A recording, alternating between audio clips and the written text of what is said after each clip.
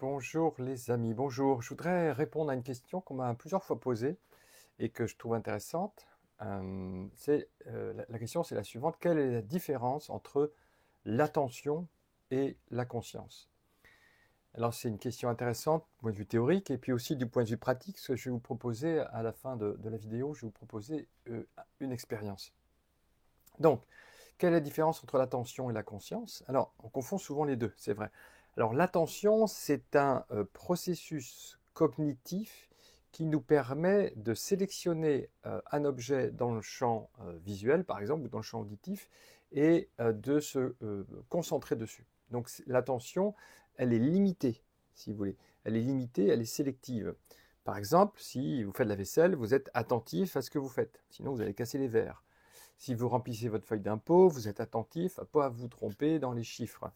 Vous voyez. Donc l'attention, elle est, comme je le disais, limitée, elle est concentrée sur un objectif précis.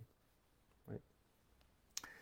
La conscience, elle est beaucoup plus vaste, elle est beaucoup plus large. La conscience, c'est une sorte d'arrière-plan, on peut dire, un espace global dans lequel, en fait, tout apparaît, c'est-à-dire les formes et les couleurs, les pensées, les sons, les sensations.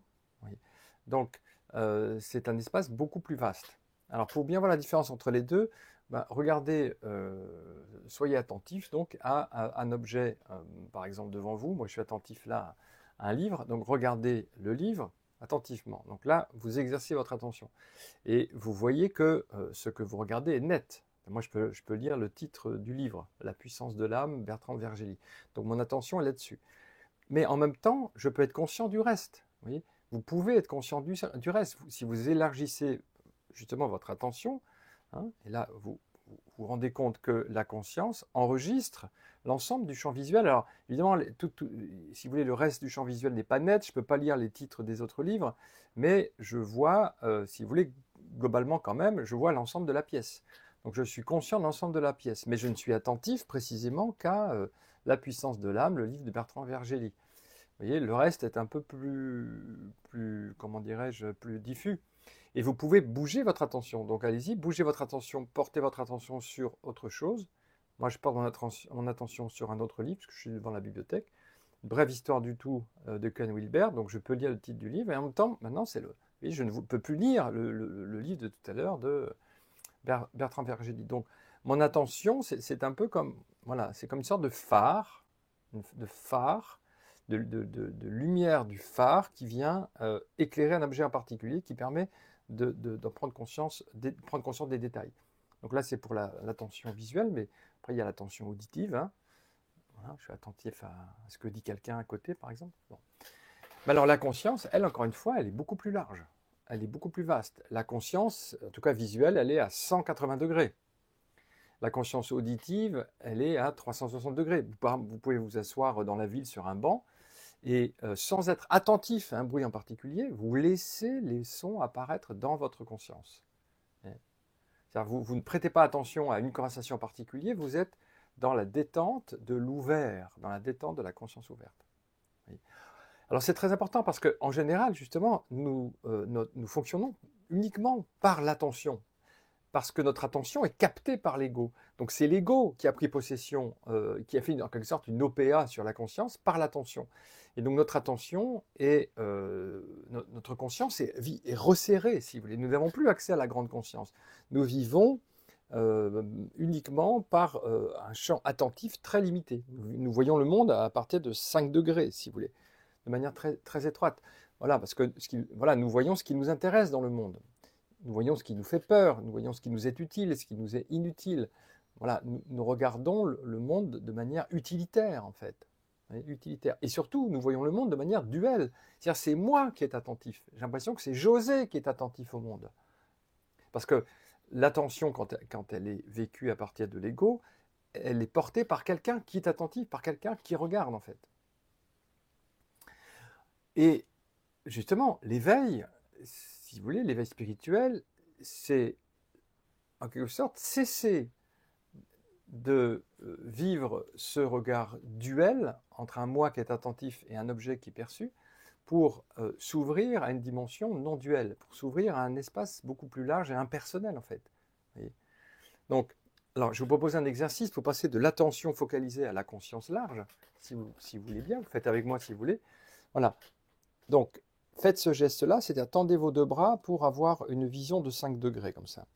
Donc ça, c'est souvent comme ça qu'on voit le monde. On voit le monde de manière avec une attention très focalisée, très limitée. Maintenant, donc il y a 5 degrés du monde. Maintenant, élargissez votre attention. Vous passez de 20 degrés, 40, 45, continuez, 50, 100, 120, 130, 160, 180. Et à un moment donné, vous voyez que entre votre main droite et votre main gauche, là, vous avez toute la pièce, enfin, une partie de la pièce en tout cas. Et si vous sortez, vous avez le ciel, moi j'aurai Paris, etc. Donc là, nous avons une conscience beaucoup plus large. Nous vivons à partir du grand large, si vous voulez. Mais je dirais que ce n'est pas encore toute la conscience. Certes, nous avons en quelque sorte élargi l'attention à la conscience, mais là, on voit 180 degrés du monde. Mais à partir de quoi ces 180 degrés du champ visuel sont-ils perçus? À partir de quoi est-ce que le monde est perçu? À partir d'un moi qui serait conscient? Ou à partir au contraire d'un espace ouvert? Donc là, je vous invite maintenant à aller encore plus loin que 180 degrés, en quelque sorte, et aller jusqu'à 360 degrés. 180 degrés plus 180 autres degrés. C'est-à-dire 180 degrés de champ visuel et 180 degrés d'espace, de vacuité, de transparence. Et pour découvrir ces 180 degrés d'espace, de vacuité, de transparence, eh bien, il vous faut inverser votre attention de 180 degrés. Là, je fais le geste pour vous. Et regardez ce à partir de quoi vous regardez. Regardez l'espace au-dessus de vos épaules. En regardant l'espace au-dessus de vos épaules, en prenant conscience de l'espace au-dessus de vos épaules, vous apercevez que, eh bien, non seulement vous êtes conscient du champ visuel, mais en plus, vous êtes conscient de la vacuité dans laquelle le champ visuel apparaît. Donc là, il n'y a plus de moi qui regarde. En tout cas, ce n'est pas l'individu qui regarde. C'est un regard, on peut dire, impersonnel, un regard transparent, un regard qui ne part plus de derrière vos yeux comme un phare, comme tout à l'heure, mais le monde est vu à partir d'un espace impersonnel. Alors après, dans cet espace impersonnel, dans cette conscience complètement ouverte à 360 degrés, on peut encore être attentif. Bien sûr, on peut être attentif, oui, vous pouvez encore être attentif aux objets. Regardez maintenant un objet, prêtez-lui attention. Donc vous voyez cet objet plus en détail, mais en même temps, vous pouvez tout à fait prendre conscience de l'espace ouvert, de la vacuité en fait. C'est-à-dire l'attention est un processus utile et nécessaire, mais qui ne voile pas la conscience ouverte. On peut avoir les deux en fait, l'attention et l'espace ouvert. C'est d'ailleurs très utile que la conscience puisse, autorise cette attention, parce qu'on a besoin de ça pour fonctionner en fait. On a besoin d'être attentif à l'environnement, sinon on ne peut pas survivre tout simplement. Vous voyez. Donc la question, quelle différence y a-t-il entre l'attention et la conscience? C'est une question très pertinente. Quand on est identifié à l'individu, en fait, on a l'impression que c'est moi qui suis attentif et on vit comme ça. En fait, on n'a pas vraiment conscience de la vaste conscience. On vit à partir d'une relation duelle. Je suis attentif aux objets, c'est utile, c'est pas utile, ça me plaît, ça me déplaît, etc. On fonctionne comme ça en fait. À partir de l'ego, d'un ego qui est supposé être caché derrière les yeux. Et quand on élargit l'attention, quand on élargit l'attention à 180 degrés, déjà on voit que la conscience, ça n'est pas l'attention, c'est beaucoup plus large. Et si on continue le voyage jusqu'à 360 degrés, c'est en prenant conscience de la transparence, eh bien on voit qu'en fait c'est pas quelqu'un qui regarde, c'est pas quelqu'un qui est attentif. Il y a pure observation impersonnelle. Et dans cette pure observation attentionnelle, il y a encore une possibilité d'être attentif, bien sûr. Mais ça ne ferme pas l'espace de la conscience du tout. Donc là, j'ai parlé de la vue, des couleurs et des formes, mais c'est pareil pour les sons.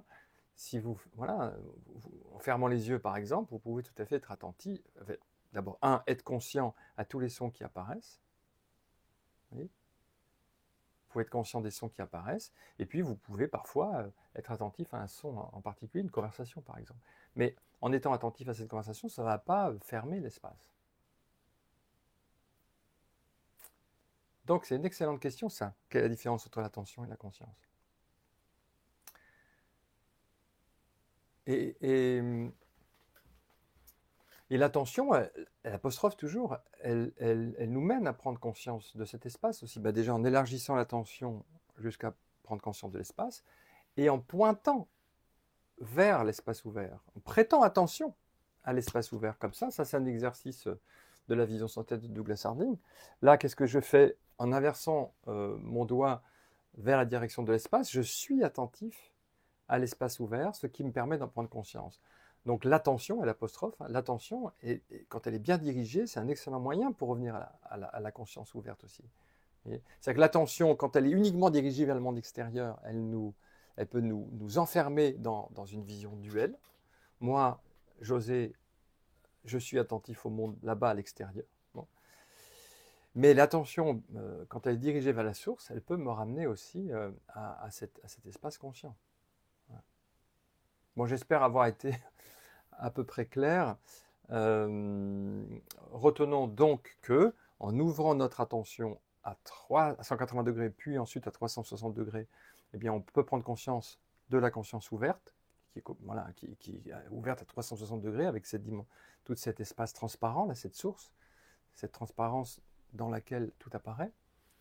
Ou bien on peut, en prêtant attention directement à l'espace, prendre conscience de cette vaste conscience aussi. Et aussi, retenons que même en étant conscient de cette vaste conscience, on peut continuer d'être attentif. Mais simplement, c'est plus quelqu'un qui est attentif, en fait. C'est la conscience elle-même qui prête attention dans l'espace visuel du monde. Voilà quelques réflexions sur J de la vacuité. Donc j'espère qu'elles vous auront été utiles. À très bientôt.